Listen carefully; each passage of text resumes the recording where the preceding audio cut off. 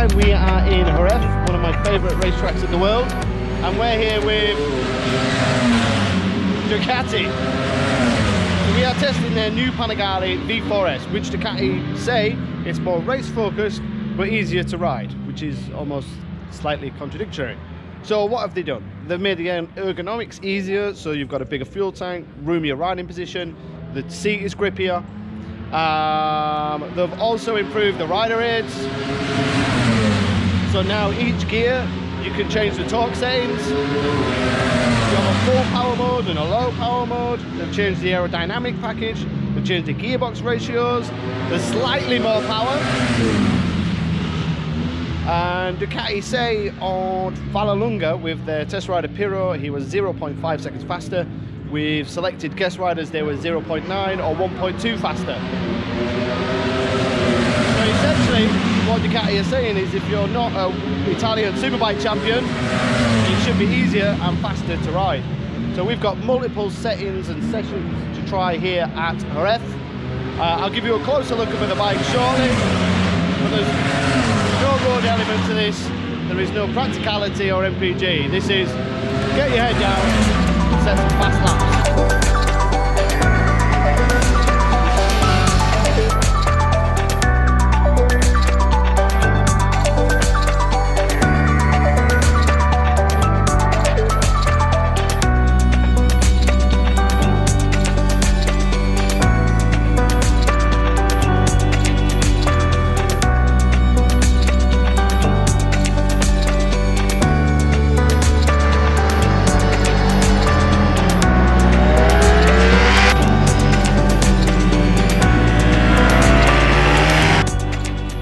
So we're at the kind of halfway stage here in Jerez. We've done 3 sessions really, and one kind of couple of laps following Alessandro, the test rider, just to learn Jerez again. It's probably been about 5 years since I've been here. So what can we say about the new Ducati V4S for 2022? Straight away you notice the different shape of the tank, the flatter seat, feels roomier. You're not kind of perched over the top yoke like you kind of was on the previous bike. It's not a massive change, but when you brake really heavily, it doesn't feel like you're sliding up the bike, you stay more in the bike. And then combine that with the feeling that you get from the forks, which translates more to the rider. So I feel like I have more confidence going into the corner. Whether I can brake later, I don't know, but it doesn't feel like I'm on the limit and I'm pushing and pushing and pushing, and yeah, the limit still seems quite far away, and I can feel that it's not edgy. Power is just incredible. It's not really changed massively, but I'm using first gear for the last turn 2 also is first gear, and I'm using second gear in places where I would probably be using third, and you can just make it scream right up to 14,000 RPM, which sounds ludicrous. Just been using the race B mode, so we're not full power. It's limited in the first 3 gears, I believe, in race B mode. So I'm going to flick it into race A, which reduces the torque. Sorry, the torque is reduced in race B, so when I go into race A, I'll have more torque in the lower gears. That's the plan. And then play about with the rider aids and the setup, and see if I can push maybe for a bit of a fast lap time and see if I can feel the differences. But so far, it's going as well as it looks. So I'm just going to give you a little look behind the scenes at lunchtime. So all bikes are on tyre warmers, ready to go for this afternoon. And I'll run you through some of the details. So visually, obviously you can tell it's different. We've got a flatter seat. This is on the S only. It's grippier. The wings are new. They're actually smaller, but because they've been redesigned, it offers the same downforce as the previous model. The forks have got a softer spring, a little bit more travel. The exhaust is slightly different, slightly more open, which increases power along with the new oil pump. We're only talking 1 or 2 horsepower, but it's a significant change. The electronics is a big step, the ergonomics is a big step. We've got more rider modes and we can change the torque in different gears. The gearing is the same, but the gearbox is different. There's the crucial bit, the gearbox. So now we have a longer first, a longer second, and a longer 6. The longer first and second allows you to use first and second on track, where first was a little bit short previously. Now it can be more of a used gear. The longer 6 adds better top speed, so Ducati are claiming an extra 5 kilometers top speed. There's new styling, all this new cooling underneath. Helps to take the heat away from the bike, and also the quick shifter on the other side just lets it run a little bit cooler. Obviously still stunning, still beautiful, still with the semi-active oiling suspension. We've got Super Corsa slicks on at the moment. I think that's about it. Obviously we've taken off the mirrors, we've taken off the number plate, but otherwise this is as you would buy the bike.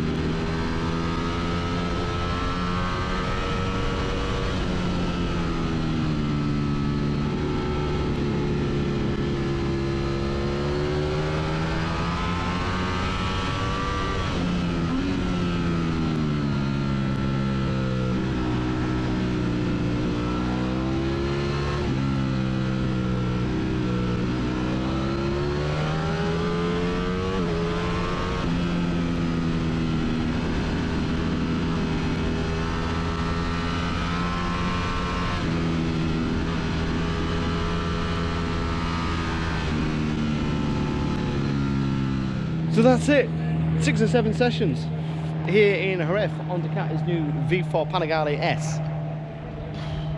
First of all, wow, incredible experience. We've done a couple of rear tyres, I don't know how much fuel, just thoroughly enjoyed it. Ducati have tried to make the bike more usable, more friendly for, you don't have to be a former racer to get the most out of it. And that seems to work, especially in the lower rider modes. When I started out, it was quite cold, even though it was sunny, so you soften the power a little bit, increase the rider rates. When the heat warmed up this afternoon and it got really warm, we reduced the rider rates and went for full power. Really interesting, on the V4S now, you can change the torque in the gears. So you can have, normally you would have limited torque in first, second and third, but you can turn that off and just have a little bit of limited torque in first, and then have full torque in second and third. The gearbox ratio is different as well. We're using first quite often in turn 2 and the last turn for me in RF. Some people are using it for turn 1, but I was using second.